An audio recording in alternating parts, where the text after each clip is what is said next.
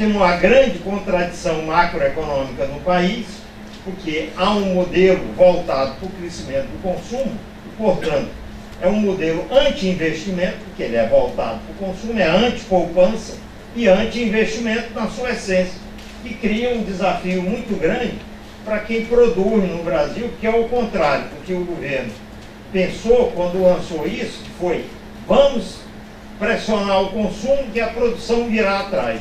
Isso não é verdade, a não ser no caso da Embraer, que é o bom exemplo do que fazer para driblar essa dificuldade. Com uma razão muito simples: quando você não poupa, e portanto você não tem muito dinheiro para investir, você tem de buscar poupança fora do país. Para buscar poupança fora do país, o sistema econômico tem de se movimentar no sentido de apreciar a taxa de câmbio. E aí, por quê? Porque a única maneira de trazer poupança de fora é ter um déficit externo. O câmbio tem de apreciar para ter um déficit externo, para entrar a poupança e complementar a poupança interna. Algum setor vai pagar, esse setor é a indústria. Então, tem uma contradição, por quê? Porque o mesmo governo que diz: eu vou estimular o consumo, ele diz que o setor prioritário dele é a indústria. Mas se não fizer que nem a Embraer faz, a indústria dança. E vem dançando. Eu vou mostrar a vocês, se der tempo, que a produção está estagnada e não vai aumentar enquanto a gente não encaminhar a solução para alguns desses problemas. O segundo ponto é a infraestrutura caótica. Nós temos uma infraestrutura caótica no Brasil, há um esforço, e eu sempre ouço mais ou menos o que eu ouvi do Zé Augusto, que é: estamos bem aí, porque nós estamos encaminhando a solução dos problemas. Isso é parcialmente verdadeiro, mas tem muito que resolver para a gente se livrar da infraestrutura caótica. Eu trouxe um gráfico, se der tempo de mostrar, para vocês verem o que é que eu chamo de infraestrutura caótica. Energia elétrica à beira de uma crise, ou à beira de um ataque de nervos, né? Para quem atua nessa área, é ataque de nervo todo dia. Por que à beira de uma crise? Por quê? Porque tanto na infraestrutura de transporte como na de energia elétrica, a atuação que vem da diretriz geral do governo é uma atuação no sentido da chamada modicidade tarifária. E isso é muito bom para quem paga pela energia elétrica, que consome cada vez mais, mas é muito ruim para quem produz, ainda que sejam empresas estatais, porque elas também precisam ter um lucro mínimo para investir. Nessa hora, você cria um problema, porque o consumo cresce muito, a produção não cresce, e isso aí é beabá de oferta e demanda de quem começa a estudar a economia. Vai ter um descompasso entre oferta e demanda, que normalmente se resolve pelo aumento de preço. Mas se o governo tiver um viés populista e não quiser resolver pelo aumento de preço, cai nas contas públicas. E é por isso que nós começamos também a estudar isso. Nós estamos sempre preocupados com as contas públicas, que a conta de subsídio, que hoje na Argentina é gigantesca, quem quiser ver isso vai ver o nosso livro, lá no nosso livro, no Brasil está crescendo e tende a chegar lá. Quer dizer, ou aumenta preço ou arrebenta o orçamento da União, que depois vocês vão ver mais adiante, eu vou já falar nisso, passando pelo setor de transportes, que além do mesmo problema da chamada, que nós chamamos modicidade tarifária excessiva, que é querer praticar tarifas que não cobrem os custos para agradar os consumidores e usuários, esse problema aparece em transportes de uma outra forma, porque aqui fica mais claro aquilo que eu estou chamando aí de transporte sob alto estresse ou barato que sai caro. Quer dizer, barato que sai caro, vocês estão entendendo que no fundo é a mesma coisa que eu disse antes. Você tenta fazer barato, acaba saindo caro, porque como o setor privado não vai conseguir investir naquelas condições, acaba exigindo preços mais altos mais adiante, isso não vai ter os investimentos. A situação vai deteriorar e o custo para a sociedade é cada vez maior. E mais recentemente, o que nós estamos assistindo, depois das supostas concessões bem-sucedidas, é que essas concessões têm uma dificuldade hoje muito grande de se viabilizar e ficar em pé como está, sem que algumas mudanças sejam feitas. Eu espero que eu consiga detalhar. Depois, então, Vem a crise fiscal pelas razões que eu já mencionei. Ou você dá preço, ou você subsidia. E o subsídio cada vez maior, em contas que estão já em desarranjo, é um problema sério para o país, porque nós estamos enfrentando praticamente uma crise fiscal de grandes dimensões que nós esperávamos não enfrentar tão cedo, estamos aí enfrentando. Bom, vem a insustentabilidade fiscal, que é o fecho, que é aquilo que eu comecei dizendo. Independentemente de tudo isso que a gente está vendo, tem um negocinho aí rodando, que se chama gasto com previdência e assistência, que roda e cresce a uma velocidade muito grande, dentro do modelo que o governo adotou, que é o modelo voltado para o crescimento do consumo.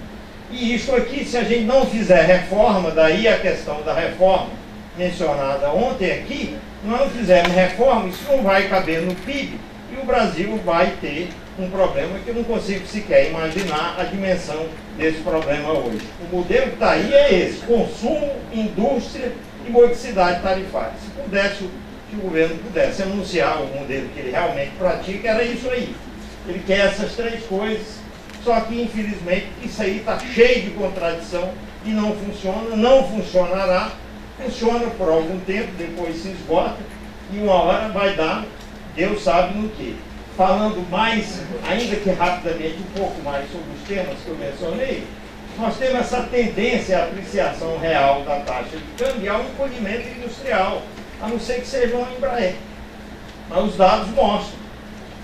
A taxa de investimento está estagnada, o menor crescimento da produtividade do PIB é o que vem depois. Não tem muito jeito de fugir disso aí. A infraestrutura caótica resulta da modicidade tarifária incerta, porque como o governo não investe, ou o setor privado investe, ou a infraestrutura vai continuar no caos que nós vemos. A modicidade tarifária incerta ou tarifas públicas abaixo dos custos, e aparece aqui e ali, aí é uma coisa mais detalhada, difícil da gente tratar rapidamente, mas é o que eu estou chamando aí. Ora aparece o oportunismo do regulado, que é o concessionário, ora do regulador, e no final de tudo isso tem um negócio chamado alto risco regulatório, que implica em dificultar esse processo. Eu vou entrar, se possível, mais adiante. Energia elétrica à beira de uma crise. Aí eu detalho essa história da infraestrutura para dizer o seguinte: realmente é um problema puro e simples de descompasso de demanda e oferta. Não há nada mais trivial e banal do que a explicação do que está acontecendo com a energia elétrica. Preços artificialmente baixos estimulam o consumo e afugentam os investimentos. Sistema das termoelétricas de reserva que existe no Brasil, que esse é o sistema, quer dizer, quando pifa o sistema normal baseado em hidroelétrica, aciona o de termoelétrica, por alguma razão. O problema é que ele diminuiu o risco de apagões, mas ele tem um custo muito alto. Enquanto que a energia elétrica normal custa 100 pelo megawatt-hora, aqui custa 800. Eu vejo que toda vez que você tem de acionar o sistema de reserva, eu tenho de enfrentar um problema de mudança de custo de 100 para 800 por megawatt-hora. E esse sistema precisa ser repensado. Ou então, na hora que precisar acionar o sistema de reserva, o consumidor, que é em última instância quem vai pagar, tem que enfrentar o pagamento. Senão, é a viúva, ou seja, nós, os contribuintes, e a crise fiscal está sempre nos rondando, que é afetada. Uma hidrologia fortemente desfavorável, como a que nós temos enfrentado nos últimos anos, simplesmente escancara esse problema. E tá ali, vem a hidrologia ruim, aí você tem muito mais razão para acionar o sistema de reserva, o custo vai para a estratosfera, o governo não quer repassar para o consumidor com medo de perder voto, e aí joga para a viúva ou enrola todo mundo com contabilidade criativa, inventa operações confusas, e aí a gente vai levando, empurrando, até o dia que tiver de acertar as contas, e isso não vai demorar. Provavelmente será o ano que vem aí um negócio de inflação corretiva gigantesca, que nós vamos herdar e vamos ter que ver o que fazer com ela nos próximos anos. O dilema de curto prazo, então, é esse: subsídio ou choque tarifário. Uma hora virá, então nós temos que repensar esse sistema, repensar a tal da modicidade tarifária em excesso. É só ver que o governo aproveitou o vencimento dos contratos de geradoras que houve aí, os contratos de concessão há pouco tempo, veio aquela famigerada medida provisória 579, que criou um mecanismo de reduzir tarifa em 20% para o consumidor. Ao mesmo tempo que a oferta estava desbalanceada e a hidrologia desfavorável chegando. Então, quer dizer, tem que pôr aí a mão do governo aí, que eu esqueci, que ela também entra e atrapalha essa difícil equação de oferta e demanda, que é uma coisa trivial. Transporte sob alto estresse ou barato sai caro. De novo, modicidade tarifária em excesso, tarifa pública. O governo está sempre atrás disso, é que aqui não tem o apagão elétrico, e a situação é obviamente diferente. Mas, lembrando aqui o que eu já falei do oportunismo do regulado e do regulador, na segunda etapa das concessões, sem pré-qualificação, que não havia, o outorgado deixou de entregar o prometido. Quer dizer, o sujeito ganhou a concessão, botou o preço lá no chão, o governo acreditou, achou bom, modicidade tarifária. Pouco tempo depois, quem ganhou a concessão não fez o que prometeu, deixou de investir, ficou o mesmo caos que havia antes. É o que aconteceu aqui. Veio a terceira etapa, que é essa agora.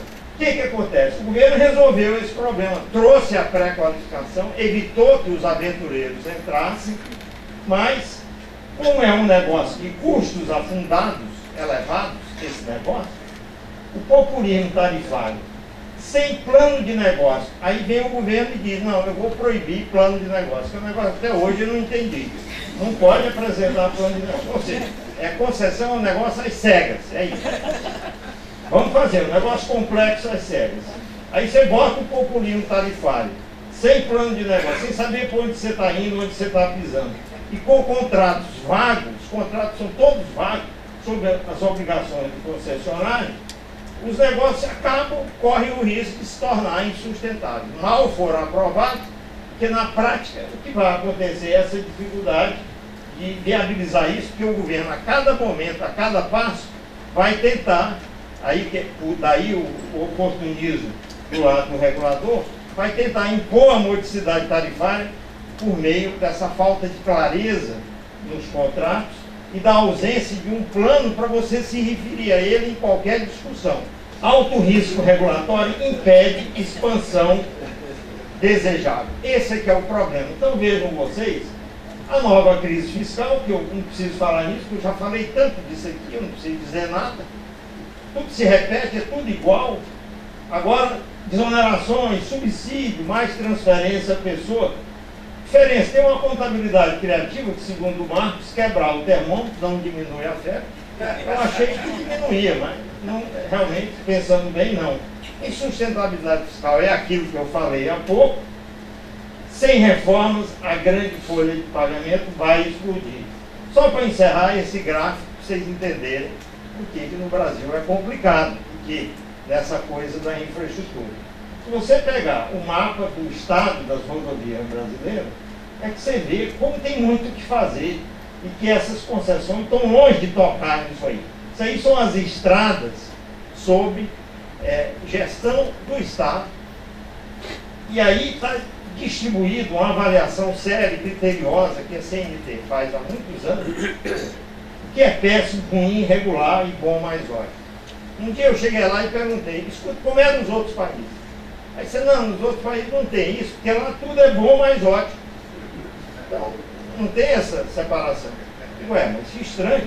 Aqui no Brasil, se vocês olharem bem, de 2003 para cá, praticamente não mudou nada, com exceção no último ano, em que você tem o bom mais ótimo tomando um pouco o lugar do péssimo.